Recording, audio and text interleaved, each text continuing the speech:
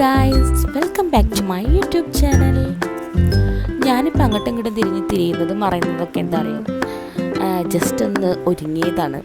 ഒന്ന് അമ്പലത്തിൽ പോകാൻ, അങ്ങാടിപ്പുറം അമ്പലത്തിലായിട്ടാണ് ഞങ്ങളിന്ന് പോകുന്നത്. ഞാനും എൻ്റെ കുഞ്ഞുമണിയും അമ്മയും കൂടിയിട്ട് ബസ്സിലാണ് കേട്ടോ പോയത്. കുഞ്ഞുമണി ബസ്സിലിരുന്നിട്ട് കുറച്ചൊക്കെ വാശി കാണിച്ചു.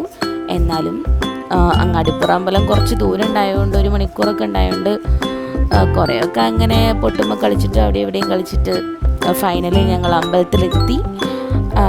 നടന്ന് കുറച്ചങ്ങോട്ടേക്ക് മുകളിലോട്ട് നടക്കാനുണ്ടല്ലോ, അങ്ങോട്ടേക്ക് നടന്ന് ഞങ്ങൾ 2 വഴിപാടൊക്കെ കഴിച്ച് കുറച്ച് മുട്ട ഇറക്കാനും കാര്യങ്ങളൊക്കെ ഉണ്ടായിരുന്നു. അതൊക്കെ കഴിഞ്ഞു. അവിടെ എത്തിയത് മുതൽ കുഞ്ഞുമണി ഞങ്ങളുടെ കയ്യിലിരുന്നിട്ടില്ല, ഫുൾ നിലത്തായിരുന്നു. മീൻസ് അത് കൂടെ നടന്ന് ഓടുക, നടക്കുക, എന്തൊക്കെയാ അവൾക്കിങ്ങനെ ഫ്രീ സ്പേസൊക്കെ കാണുമ്പോൾ ഭയങ്കര ഇഷ്ടമാണ്. അതുപോലെ അവിടെ നല്ലൊരു ദേവിയുടെ ഫോട്ടോ ഉണ്ടായിരുന്നു കേട്ടോ, ഓണപ്പൂക്കളായിട്ട്.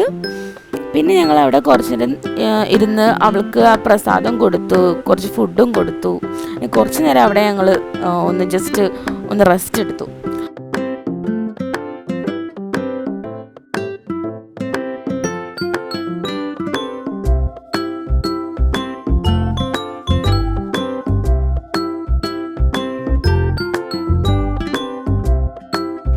പക്ഷെ എന്തൊക്കെ പറഞ്ഞാലും അങ്ങാടിപ്പുറം അമ്പലത്തിൻ്റെ കുളം, ആൽത്തറ, പാടം, ഇതൊക്കെ ഒരു എന്താ പറയുക, ഇതൊക്കെ ഒരു സ്പെഷ്യൽ എനർജി തരുന്ന പ്ലേസസ്സാണ്.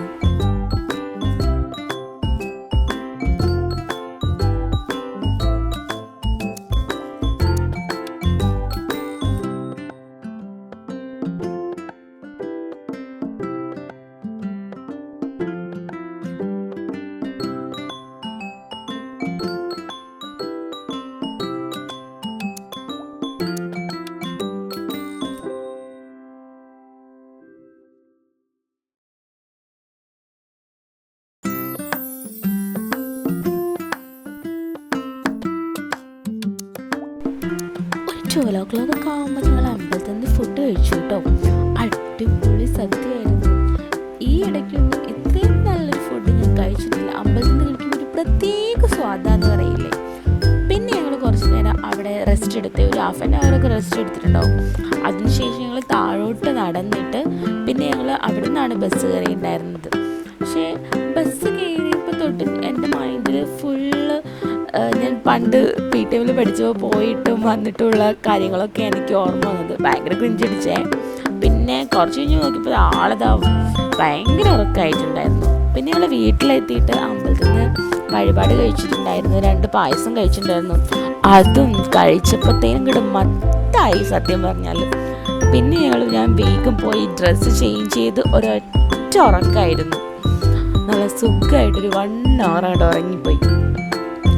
പിന്നെ ആ കുട്ടീനെ പിന്നെ അമ്മ നോക്കുന്നുണ്ടെങ്കിൽ കുഴപ്പമില്ല.